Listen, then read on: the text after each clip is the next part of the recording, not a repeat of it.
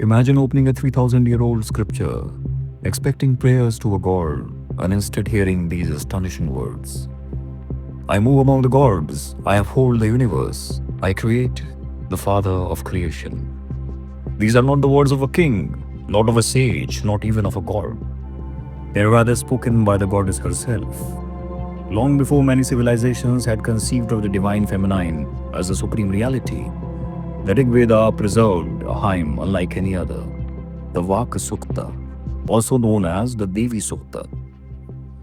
With just 8 mantras, it presents one of the boldest declarations in all of world spirituality. Today, we uncover its hidden meaning. Welcome to Eternal Tandav, where ancient wisdom comes alive through stories, philosophy, and the timeless verses of the Vedas.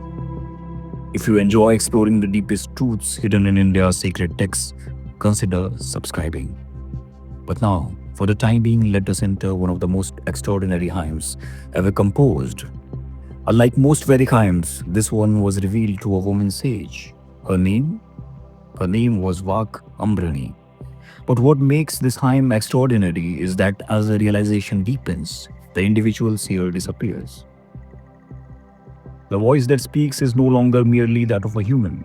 It is Vāk, divine speech itself. Not speech as ordinary language, but rather speech as a creative power through which reality manifests. In the Vedic worldview, before creation becomes visible, it first exists as sound. That primordial vibration eventually becomes a universe. The goddess declares herself to be that eternal creative force. The hymn opens with these words: I move with the Rudras and the Vasu. I move with Aditya and all the gods. I uphold Mitra and Varuna, Indra and Agni and the Ashwins. At first glance, this appears to be a list of deities, but the message is revolutionary. The goddess is not claiming to be one goddess among many. She rather is saying that every divine power operates through me. Whether it is the strength of the Indra, the fire of Agni, or the cosmic order maintained by Varuna, they all exist because of one underlying reality. She continues, I sustain Soma, I sustain Tushta, I sustain Pushana, I sustain Bhag. Every force that nourishes, creates, protects, or grants prosperity is animated by the same universal consciousness. The Vedas are slowly dissolving the idea of separate powers. There is only one reality appearing in countless forms. Then comes another remarkable statement. She says, I bestow wealth upon those who perform sacrifice. I make the wise powerful. Notice something important. The goddess is not merely rewarding ritual. Rather, she empowers those who live in harmony with Rita, the cosmic order. True prosperity is not random. It flows naturally when one's life aligns with truth. Another hymn reaches one of the greatest declarations. The goddess proclaims, I am the sovereign queen, the gatherer of treasures, the first among those worthy of worship. This is extraordinary. In a culture often misunderstood as worshipping many unrelated gods, the Rig Veda reveals something much deeper. Behind every deity stands one supreme, all-pervading reality. The goddess is that reality speaking in the first person. Through me alone, everyone eats, everyone sees, everyone breathes, and everyone hears. Pause for a moment now. Can your eyes see without consciousness? Can your ears hear without awareness? The hymn reminds us that every experience depends on a deeper presence. That presence is the goddess, not somewhere in the sky, but within every human living being. Then comes a warning. She declares, those who do not recognize me remain unaware. Though they hear, knowledge is not merely collecting information. One may memorize every scripture, yet fail to recognize the divine consciousness that makes all possible. The Vedas repeatedly distinguish between information and realization. The goddess then reveals her immense power. Whom I love, she says, I make mighty.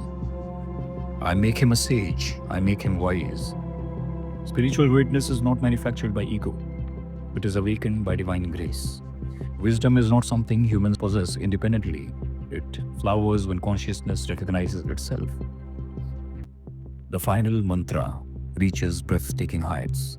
The goddess declares, I create the Father of the universe. My womb is within the cosmic waters. From there I extend through all worlds. I touch heaven with my greatness. Think about that. She says that she creates even the Father of creation. Now she exists before Creator and creation, before space, before time, and before the gods themselves. This is not mythology. It rather is metaphysics. The hymn identifies the divine feminine within with the very ground of existence. So who is Vāk? Is she really speech? No. She is the power through which Brahman becomes manifest. The Upanishads later teach that Brahman is beyond words, yet the universe appears through expression. Vāk is that bridge, the invisible becoming visible, the unmanifest becoming manifest. Consciousness is becoming creation. And that is why later traditions identify her with Saraswati, with Shakti, and ultimately with the Supreme Goddess herself. In today's world, speech has become cheap. Words are used to manipulate, to divide, to deceive. But the Vāk Sūkta reminds us that speech is sacred. Every word has the power to create or destroy. The universe itself begins with expression. And perhaps our own lives are shaped by the words we choose every day. The Vāk Sūkta is far more than a hymn to a goddess. It is one of humanity's earliest declarations that the entire cosmos is sustained by one infinite consciousness. Speaking through every breath, every thought, and every living being. Thousands of years later, its voice still echoes, not from the pages of an ancient book, but from within us. If this journey into the Vedas fascinated you, don't forget to like the video, subscribe to Eternal Tandav, and share it with someone who loves ancient wisdom.